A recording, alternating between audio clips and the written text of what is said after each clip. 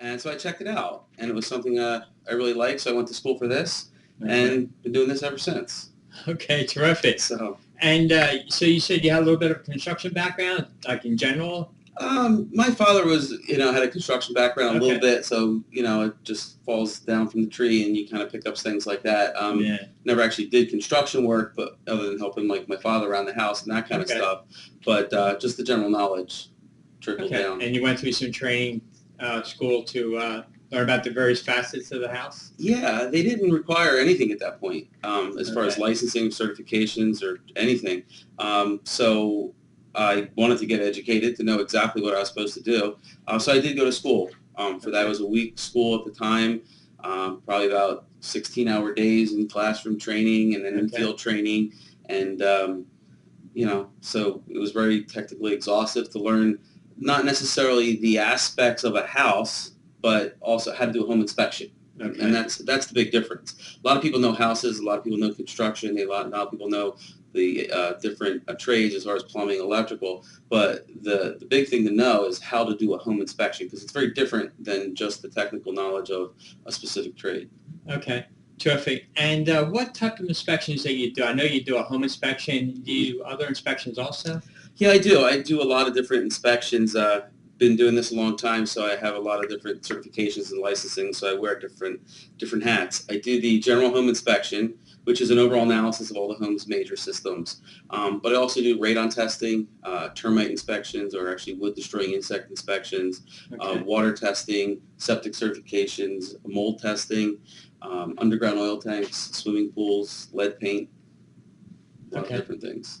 And are there licensing requirements now? I know, when I first got into business, home inspections were just coming out too, and there wasn't a lot of regulations or um, even experience. Somebody could be an electrician and say they're a home inspector, and in reality, they're not. That's true. Are there any license requirements now for a home inspector? There are.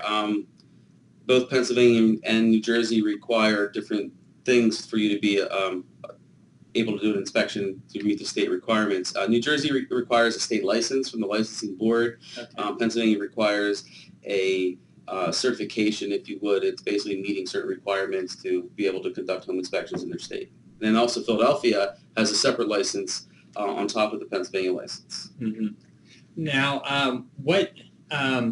you know, when you're doing a home inspection, are you doing like a visual inspection, or you opening up anything, or what's a home inspector required to do as far as that's concerned? That's a good question, because there's a lot of misunderstandings as to what we do. A lot of people don't know. They think we do everything. And we pretty much cover every aspect of the home, but our inspections are limited. Obviously, we can't see behind walls and ceilings and furniture and No store X-ray vision articles. there? Not yet. Not yet. I'm hoping to get that Technology soon. should be coming there Right? soon, right? Hopefully. Yeah, That would make my job a lot easier. I'm sure. So our job is basically, I like to refer to us as your family doctor. Okay. So you go to your family doctor, and he gives you your physical. And if he finds something wrong, God forbid, he might send you to a heart specialist or a kidney specialist or what have you. And that's kind of our job. Our job is to do an overall analysis of the house and say, you know what, you need a plumber to come out and fix this. You need an electrician to come out and fix this or further evaluate this. So our job is kind of to throw up red flags. Now, most home inspectors will exceed that requirement as far as because of their expertise and knowledge over the years that they gain, and give you a lot more information than they might be required to do. And that just comes with experience, and that just comes with training and so forth. But yeah, there's limitations to what we don't dismantle equipment. We will take the cover off a heating unit, take the cover off an electrical panel. But that's pretty much as far as a home inspector would go as far as analyzing a home. We don't stick gauges on your air conditioning and cameras in your heat exchanger. That's just not part of a typical home inspection. Okay. And we have a question from Jeff at Langhorne. He wants to know, what should a buyer be looking for when a buyer hires a home inspector? Good question. That's a real good question. It's probably the least amount of someone would ask when they call to find out who they're going to hire as their home inspector. Most people are worried about price, although I know that is an important question to ask. But there is a lot. I mean, I think one of the most important things you can ask is how long you've been doing something. I think experience for a long time doing something in any field is important. Certifications, licensing, are you insured? I mean, the states now require that you be insured, but are you insured? Do you meet all those requirements? Having a being listed as a certified inspector through like an association such as ASHI, which is an acronym for the American Society of Home Inspectors. Okay. There's other organizations out there that are the most rigorous as far as requirements and training and, actually conducting home inspections to meet their standards or exceeding their standards as well. But they're the questions you should ask. What are you going to do for me? What does your report look like? Can I follow you around? Some home inspectors won't let you do that. They make you sit in the kitchen until they're done. But you want to be able to follow the inspector around, ask questions. He'll explain things to you as you walk through. This is your shutoff valves. This is where the main shutoff of the electrical is, and so forth. How you maintain the systems, what things are important to pay attention to in the future. So they're the things you want to know. This is not something you do very often, buying a home or having a home inspected. So price is a concern, but it shouldn't be your top concern. Expertise and longevity in the business and what you're going to get for what you're paying for, in my opinion, is probably the most things you can ask. Okay, terrific. And you mentioned a little bit about the limitations for the inspection. That's more like you're doing more of a visual inspection than other things, and that's a concern I know of a lot of buyers too. Like how in depth will you do? Now, what about like roofs and crawl spaces? Do you normally would you and most home inspectors go on the roof if they can, the angle's right, or why don't we start with roofs first?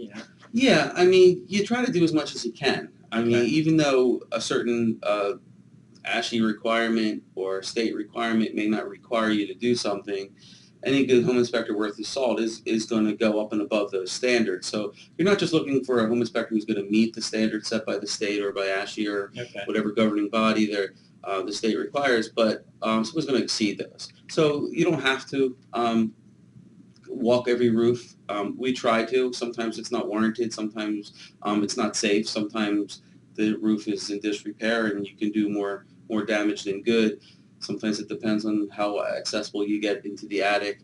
They don't require you to carry a ladder more than 12 feet. If you look outside the window, you'll see my truck with a big extension ladder on it. So we like to do a thorough job as much as possible. Okay, and crawl spaces, down Spaces. dirty. That's why you're dressed like this, I'm sure. Crawl spaces. Thankfully, the area that I service most, we don't run into them a lot. But they're your least favorite. I'm sure every home inspector will tell you that. You try to get in them as much as you can. I mean, the requirements only require you to go into if there's so much clearance and so forth and so on. Safety is a factor as well. I mean, we wear coveralls when we have to go into them sometimes. But sometimes they're wet. Sometimes there's animals. Sometimes there's snakes.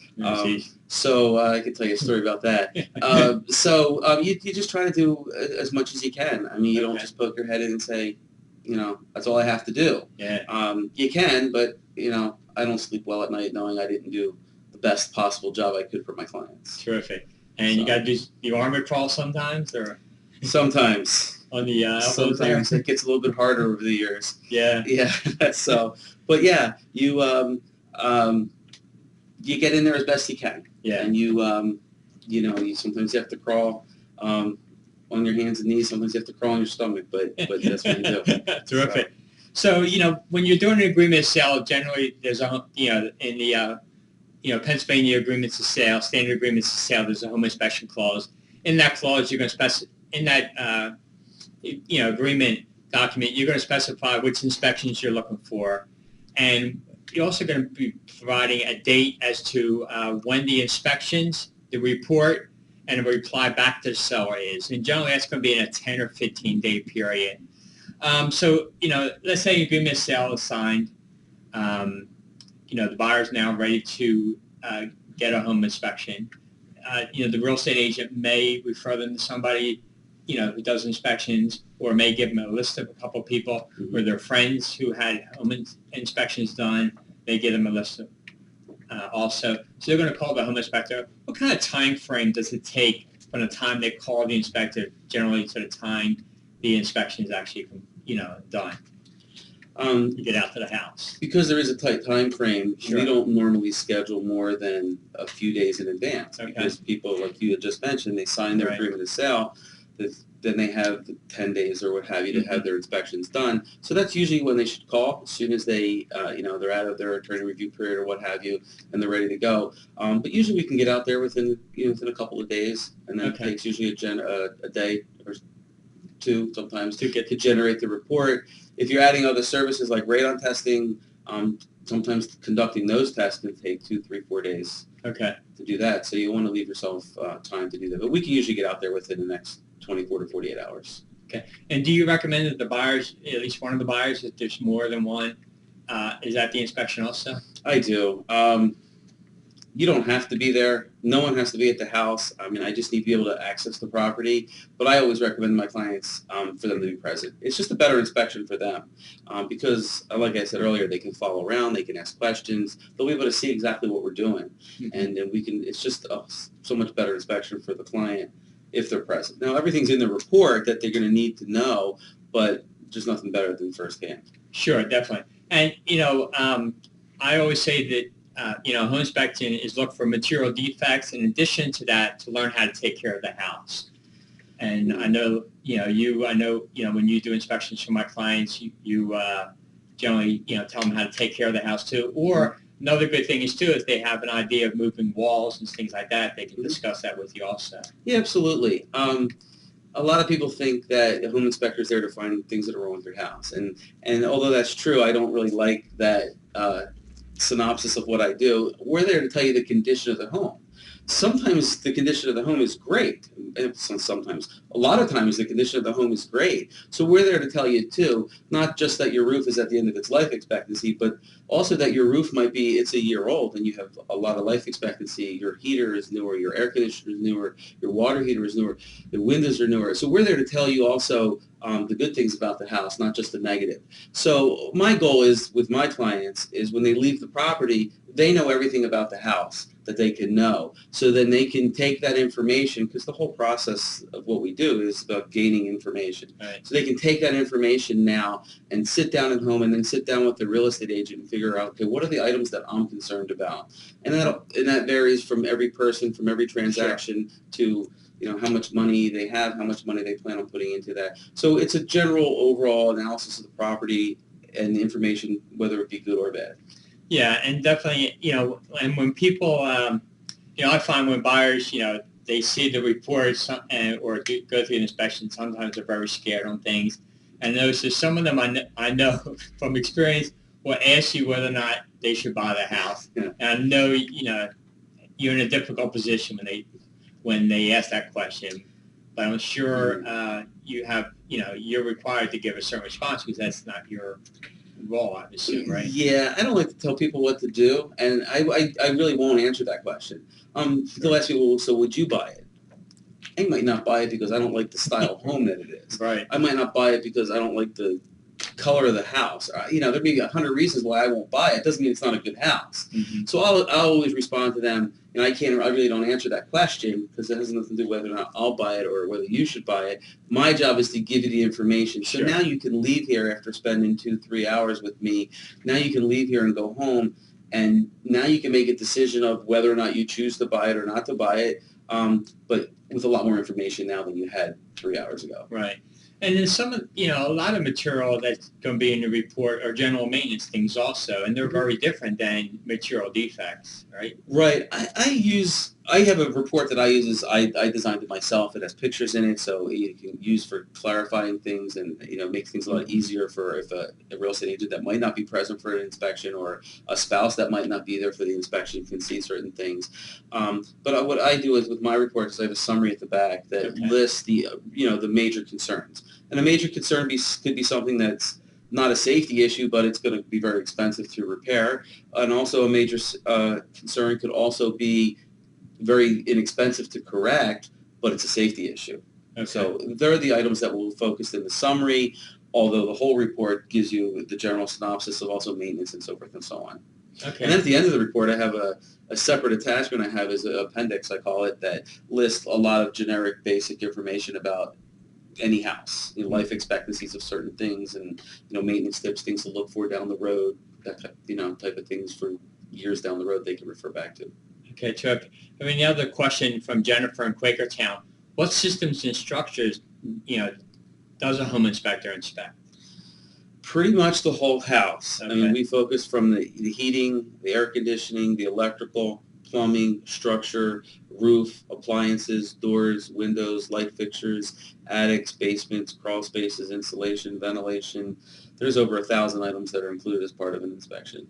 Okay. And the report will cover each one of them individually? Is that Yes. how it works? Yep. And our reports that I designed are, it not just tells you windows satisfactory, it tells you what type of windows that you have. It tells you what type of heating system that you have, how is it fueled, how is it fired, how is the distribution. So it's not just it's good or it's bad, but Sure. it also describes the components that are there. So if your homeowner's insurance asks you one day, what kind of pipes do you have in your house, or what kind of heating system do you have, and you might not remember, you can always refer back to it. Okay. And let's say a person has a question, a year later, can they call you and ask you questions? Absolutely, yeah. People can call, and I say this 24 hours a day, and sometimes people take me up on that, to ask any questions, because, if there's something going on that you need an answer to that's really important, you don't want to kind of wait until Monday to get that answer. So yeah, we're always available for questions. And what do you see as like typical concerns that buyers raise during the inspections? Oh, that's a tough one. Every buyer's different, as you Sure. well know. Oh, yeah. So some people are concerned over every little thing, and some people aren't concerned about big things. So everybody's different on what their concern levels are. I tried, and I'm pretty good at it sometimes, reading people's concerns. And I do like to engage with them at the inspection to kind of get where they are as far as their concern levels, what their plans are with the house. For instance, some people might be, I'm not really concerned about the kitchen because we're going to be redoing it anyway. Sure, yeah. Not that changes our inspection, but I can tweak it to fit their needs more exactly. Right. To focus on the items that, okay, I want to move the sink from here to here. Can I do that? Or, well, sure. How do I do that? And then we can focus it that way. But everybody's different on what their concern levels are. And what about from the seller standpoint? Excuse me, the seller standpoint. Are sellers, do you see that sellers are very concerned about what you're going to be about to do? Sometimes I'm viewed as the enemy. Okay. I'm the intruder coming into the house. Sometimes I'm viewed as, hi, nice to meet you. So everybody's different on that. I like it when everybody's friendly and everybody gets along. It doesn't change the inspection at all. It is, the facts of the home are the facts of the home. But sometimes people are nervous, and I get that. You have a stranger coming to your house, and he's going to go through your whole house from top to bottom and in your closets and, look at parts of your house that you haven't seen in 20 years. So I understand that could be a little nerve-ending, and you just try to be courteous. It's their home, and you're a guest in their home. Right. So. Now, what happens when they have, let's say, a garage or in the basement? They have a lot of stuff in there. Do you have to? Are you allowed to move those things in order to complete your inspection? How do you handle that? If it's something substantial, and it's something I really need to get to, like an electrical panel, but there might be something in front of it, I'll ask the homeowner if they would move it or if I could move it, depending on what it is. Last thing I want to do is break some family heirloom. But it's their stuff, and I shouldn't move their stuff without asking. So I always ask first. If it's a simple box or something that we can easily pick up and move, that's one thing. But we always like to ask first before we do anything like that. Yeah. Okay. Terrific. And what? Any other thoughts about that you would like to share with us as far as home inspections, as far as choosing a home inspector or doing the inspection in general? Like do you have any tips, advice for us on that?